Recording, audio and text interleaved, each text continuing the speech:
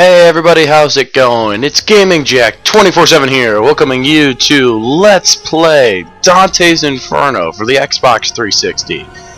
Now, this is going to be, as you can see, this is going to be my Wednesday LP, and this is the first Xbox game I will be doing on this channel. This is also the second LP of my career here on YouTube as well, so this is going to be really interesting.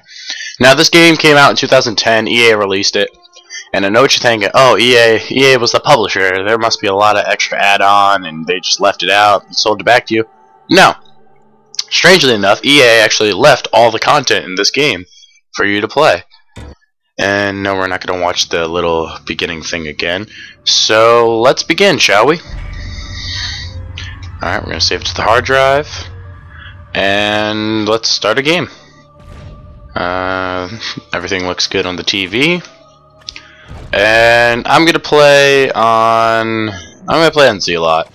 It's basically normal mode for this game. Classic mode is too easy, but Zealot gives you enough difficulty while still being able to play the game as is. Alright, you can see holy levels make the cross more powerful, scythe level, higher combos. In the 1191, European Knights of the Third Crusade captured the city of Acre, about 30 miles from Jerusalem. Under the orders from King Richard, 3,000 civilian prisoners were detained. They were held as ransom for a holy relic when taken by Saladin. Basically, this is just the background. They claim was a holy war. Saladin broke in, Richard grew frustrated, and was not sure if they were going to attack Jerusalem. Yeah, so this game takes place in 1191 AD. In Europe, I believe, again, Jerusalem, I should say. I found myself in a dark forest, but a clear path was lost. I still don't understand that. Why does he sew, like, this cloth cross to him, like, onto his body? I still don't understand why he's doing this.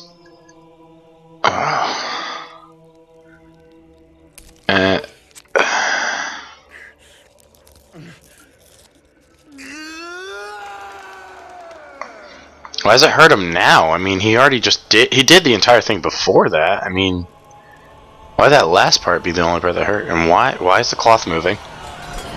Okay, so you can see here it's a war between the Holy Knights from Richard and the other people. And here you go, bunch of war, people dying, skulls, flames. You know this game's starting off pretty well when you have a cartoon animated scene. And also, alright, and this, in the cartoon, this is Dante here. So, yeah, a lot of death and destruction and all that. And here you go, we drop you right into the gameplay. Here is Dante. Now, basic controls are X is to attack. You can use, A button is your... Yeah, you can see right here, it's just telling you. X is your quick attack, your heavy attack is Y. You can't really do much with your heavy attack so in the beginning of the game. So what you want to stick to is the quick attack, so you can take out a lot of these guys all at the same time, while you have frickin' fiery balls of death raining down on top of you. Also, note, I believe, yeah, left trigger is to guard. There's not really much else we can do right now besides guarding, a single heavy attack, and this 3-hit combo, even though it hits a lot more than 3 hits. But it's your 3 X button combo here. Now, I'm just going to go through. If you notice, honestly, I do like this graphic style in this game looks... It looks appropriate for the style of the game. It's just tons of blood everywhere. You're just ripping through people. It's just... And you're just holding this giant frickin' axe, and you're just ripping people to shreds. It's just, I will be honest. This is not exactly a well-known game. I mean, it did get a lot of. There was a couple commercials out back before its release, but it wasn't exactly as It wasn't exactly as like well put over as say something like Call of Duty or any of the games like that. Alright, and we get this little cutscene here. Flaming boat! Oh no, it just crashed into us, and But luckily we needed that to move on to the next area. Now you can see here we got some we got this pot thing that I just want to break. Why? Because why? Oh yeah, I forgot to mention. Right stick doesn't move the camera, but it does do this dashing dodge here, which is also very helpful because there are some moves that enemies will have where you cannot block it. And here you go. You got your basic double jump. Double jump is no offense, but double jump is so unrealistic. It's just like, oh yeah, I'm just jumping off of this invisible platform. I'm just gonna do a barrel roll in the middle of the air. Do the barrel roll. Anyway, so we're gonna run through here and cutscene time once again. We're standing here and dude, he got us in the back, man. He got us pretty good. He got us pretty good there. It's just that's pretty painful. Oh wait, what's coming up? Oh wait, up. And yeah, that's Death himself with his giant scythe coming to claim us. And he's just like, oh, the bishop assured us that we would be fine, that we weren't sinning. And now Death's just like, alright, I'm gonna come take you down to hell with those people that you damned. Yep, so we get up and we're just like, fuck that shit, we're gonna fight back. Pardon my French, but this is also a rated M game, so here we go. Yep, so now we get to fight Death himself.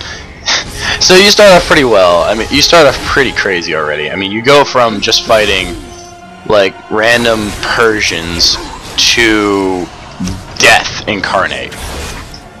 Now this is where this battle right here is where your blocking will come. See, as you can say right there. Oh crap! Like that attack right there, I believe cannot be blocked, or if you try and block it, he will break your block. So that's where this dash comes in handy. And also note, if you do the dash, it will block. The game will automatically block for you. Like it will be like, oh yeah, you're in the middle of dash, you can't really do much. Crud! I'm getting my butt handed to me. Honestly, if I keep doing this bad, I might. Wow, I'm already down to. And what was that I was saying about defending? Come on, bullshit! If I'm hitting you in the face, you're supposed to die. This is being bullshit, bullshit, bullshit. This is come on.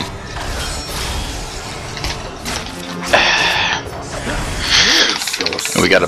There, yeah, there's a lot, and in this game, it's actually done halfway decently well, but there are a lot of quick time events in this game. Dude, I am doing really bad. I've never done this bad on this battle before.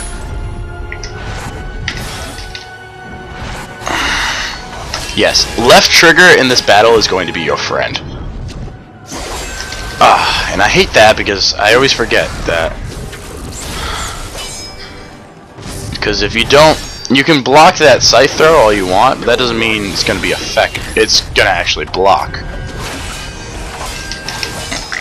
Let's get some hits in and block.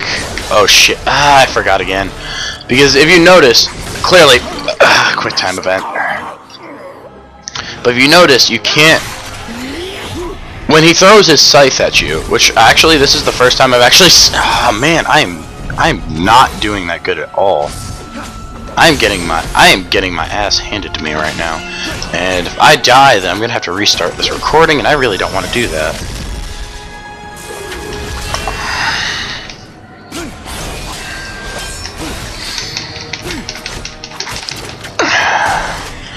There we go, starting to weaken him a little bit. And he tries to do his little circle attack again. Let's block. No, my soul is not yours. We got you. We got him on the ropes. Come on. Oh, come on. I blocked that.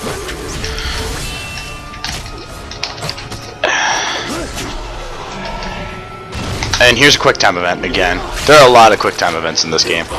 So now we get his scythe, and we just impaled him with it. And we button mash X to damage him. And we got an 8-hit combo. And now, if you haven't noticed, he is now defenseless, and we now have his scythe. So now what we do is we just go up to him, and we just rip him apart with this thing. I mean, this thing is just... Oh, another quick time event. So we slice him in half, and we have this event where you have to button mash B. And here's the finisher. X. Ooh, that's a beastly little finisher. And if for those of you who don't know, if you notice, that part of that finisher is actually in my intro for all my videos. So maybe you'll see it next time. Alright, so we just got some white souls for beating him. White souls get you new abilities. And no, that back is the pause button, my bad. Now, this is the ability tree. You have your unholy and your holy side. Your unholy side is clearly for your scythe. Right now we only have 850, so we can't really buy much. The only thing we can't even buy anything at this point. So I'm not even going to waste my time. There's also a holy weapon that you're going to get in a little bit. So, but I'm just going to wait and until we get to that point. So yeah, another cutscene. We're going back to Italy, back to our homeland. The bishop said our cause was holy. Holy had nothing to do with it. After 3 years of the cold hatred with which that savage war fed itself, I longed for the warmth of my devoted Beatrice, for the chance to redeem the past, to start again. Yeah, sorry to tell you, buddy, but you're not really gonna get a chance. Because, yeah, while you were away, something happened, and here it is. And you can see that guy over there with the cross in his eye. That's his father. That's his own father right there, who is lying dead in his house. But you go in the backyard and... Wait, what happened, Dante? What happened? What happened? What's going on? Oh, yeah. That's gotta hurt.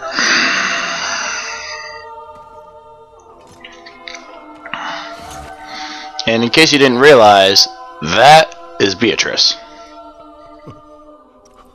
By the way, in case I haven't already mentioned it, I really like the art style in this game. Like the way the cutscenes are designed, like this style cutscene, but also the cartoony style.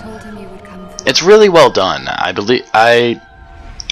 really like it. It feels right for this style of game, for the whole. Well, you'll find out what the main point of this game is later on. I mean, you notice that most of it's fighting, but I have to go with him, my love. yeah. I gave my word. Yeah, and so Beatrice just got taken by a ghostly demon spirit thing, and we're pissed off because that's our lady. So, oh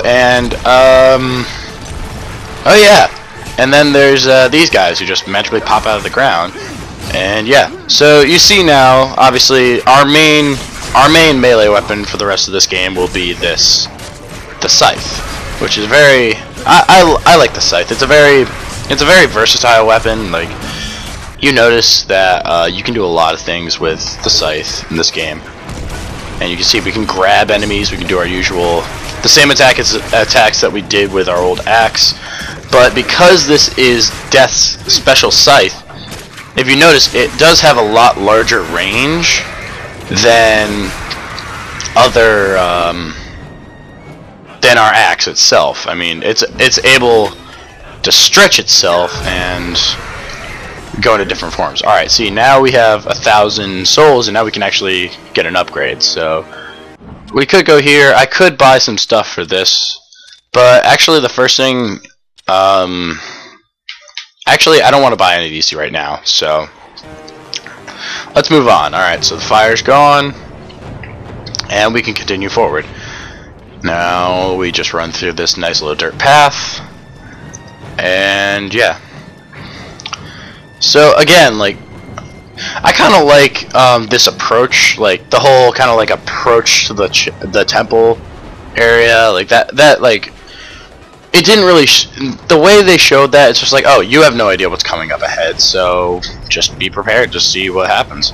And also, you notice we saw the Beatrice statue. Beatrice statue is your save point in this game. And also, here's a green health fountain. Obviously, it's a health fountain. It's green. It restores your health.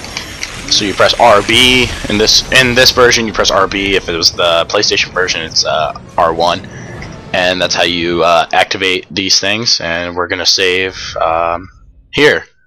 And the game file says we're only through 8 minutes of gameplay, and we have actually been recording for about 15 minutes now, which is a decent amount. And you can see Beatrice's spirit right there. Looks like it's being tortured. Let's go help her. Beatrice, I'm coming for you. Why, Dante? Why did you break your promise? I don't understand. How do you not understand, dude? I mean, it's not like you kinda broke a promise or anything. I don't know, maybe we'll find out in some convenient flashbacks later on in the game. And yeah. And if you see here, since we put the cross down on that little holy part, alright, here you can see what he was talking about. I vow to forsake all pleasures of the flesh until I return. So before he left for the war, he told Beatrice that he would not. Basically, partaking in pleasures of the flesh is like greed, sex, all these different things. And then you have this ambiguous Pope-looking figure who tells all the warriors that God pretty much said, oh yeah, no matter what you do, you're not going to get in trouble for it. And that, as you can see, is complete and utter crap. So yeah, if you haven't noticed, yeah, there's a strong Catholic/Christian overtone to this game. See, now we have Beatrice's Holy Cross, and now we have our magic attack of the game. So we can just press B, and right now we have a 2-hit combo, and personally, I favor the cross and the holy side a little bit more, only because with the cross you have the option of range, and I do like having the ability to just range out your opponents. See, now you have punish and absolve. So when we do our grab, you can either hit X to punish them or B to absolve them. So if you see here, if I press B, I hold up to the cross and I purify their soul and I get more holy stuff. But if I press X, I pretty much rip them in half and I get more unholy experience. Now, if you did notice, each both holy and unholy both have their own leveling path. So I believe each one goes up to 8 or 9, I believe. So as you punish or absolve people, you get more. You of course get more experience for one or the other. If you also, the good thing, I like this. If you're in the middle of punishing or absolving someone, the game will not allow your enemies to attack you. It will at least give you the chance to do your little quick time event, or just watch a little scene of you just ripping somebody in half, which I always thought that was nice. Now, I already said I do have an affinity towards the holy side, so I will be mostly in this this Let's Play, I will be leveling up holy probably as much as I can. Now you can see we can do our usual gripping on. Now let's get some health. I lost a little bit in that little run through. Now we're gonna slide down this. Yeah, so you can move. You press A and you can move. Press left stick controls where you go. When you get down to the bottom, you hold down and press A and you jump off. Now we're down here, and we have this little time trial thing. Basically, you have to kill all the minions, bring the gate down. Now they say this because you have a giant-ass wheel following you, and yeah, let's get away from that. Because if we could get a little bit of distance from that, that'd be better. Because that brings out all the minions, and then you can just sit here with your holy cross and just hit pretty much all of them at the same time. So it just kind of helps if you give yourself as much distance. And you notice we're racking up huge combos. Like I do like three two-hit combo sections, and I would get like, with all those enemies there, I'd get like 80 hits. Which is a lot. Now there is an achievement for. We already got the 50-hit one. We got the 50-hit one. There's a 100-hit one, And there's also one that I've never gotten, which is 666. Of course, 666, the demon himself. Now, you can see we have these little invisible fire enemies. Well, you can't touch them unless you hit them with your Holy Cross first. Like that. And see, before it even gets out of the fire, you hit them like that. And then their body becomes solid and frozen in place, and then you could just whack them with your scythe. That's all you gotta do. Now let's jump over here because I kind of missed a little bit. Now unfortunately, even though the Holy Cross is what is required to put out the fire, you can't actually, how do I say this? You can't kill those fire enemies with your cross. You have, ouch, ouch, ouch, ouch. I completely forgot about that. I apologize for falling straight into a stupid trap. Now, just get out of my way. You know you don't want to stay in my way. Get out of my way. Die. Die. The power of Christ compels you. The power of Christ compels you. Yeah, if you haven't noticed, again, your main weapons are basically Death itself's scythe, the Grim Reaper, and a cross. So obviously you can, like I already pointed out before, there's a lot of Christian / Catholic overtones. Now, unfortunately, we're at about 21 minutes right now, so I'm gonna have to call it an episode here. So I'm gonna run up to this Beatrice statue before we end. And in the next episode of Let's Play Dante's Inferno, we will be going on to jumping down to that area and hopefully figuring out where the majority of this game will be taking place. I know where it is, but I guess you guys are just gonna have to wait and see. So until the next time, guys, thank you all for watching, and this has been Gaming Jack 24/7, reminding you to just have a nice day. See you in the next one.